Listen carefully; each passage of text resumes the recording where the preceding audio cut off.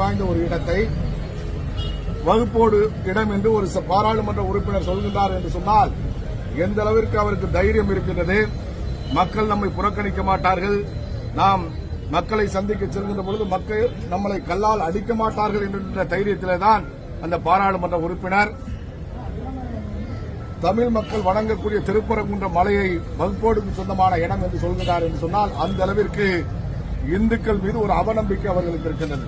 இந்துக்கள் ஓரணியிலே திரளமாட்டார்கள், இவர்கள் போற்றக்கூடிய வணங்கக்கூடிய முருகப்பெருமானுக்கு பாதிப்பு இருந்தாலும் கூட வரமாட்டார்கள் என்ற எண்ணத்திலே பாராளுமன்ற உறுப்பினர் அப்படி பேசியிருக்கின்றார். நிச்சயமாக அதற்காகத்தான் மத்திய அரசாங்கம் இன்றைக்கு இந்த சட்டத்தை கொண்டு வருவதற்கான முயற்சியில நாங்கள் தொடர்ந்து ஈடுபட்டுக் கொண்டிருக்கின்றோம்.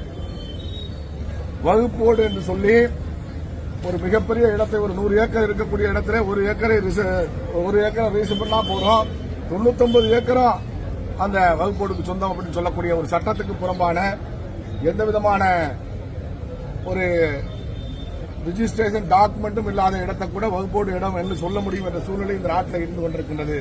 இதை மாற்ற வேண்டும், அனைவருக்குமான சட்டமாக சட்டம் இருக்க வேண்டும் என்ற நோக்கத்தோடு தான் மத்திய அரசாங்கம் இந்த சட்டத்தை கொண்டு வருவதற்கான நடவடிக்கையிலே ஈடுபட்டிருக்கின்றது.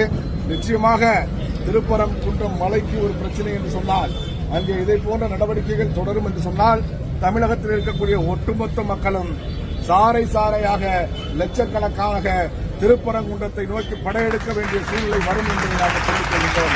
கண்டிப்பாக எங்களுடைய உரிமையை, எங்களுடைய திருப்பரங்குன்ற மலையை, எங்களுடைய முருகப்பெருமானுக்கு இருக்கக்கூடிய அந்த இடத்தை விட்டுக் கொடுப்பதற்கு நாங்கள் எந்த வகையிலும் தயாராக இருக்க மாட்டோம். அது திராவிட முன்னேற்ற கழகத்தினுடைய ஆட்சியாக இருந்தாலும் சரி, அல்லது முஸ்லிம் பயங்கரவாத அமைப்புகளாக இருந்தாலும் சரி, அல்லது பாராளுமன்ற உறுப்பினராக இருந்தாலும் சரி, யார் குரல் கொடுத்தாலும் கூட அந்த இடத்தை தொட்டு பார்ப்பதற்கு கூட அவர்களால் முடியாது.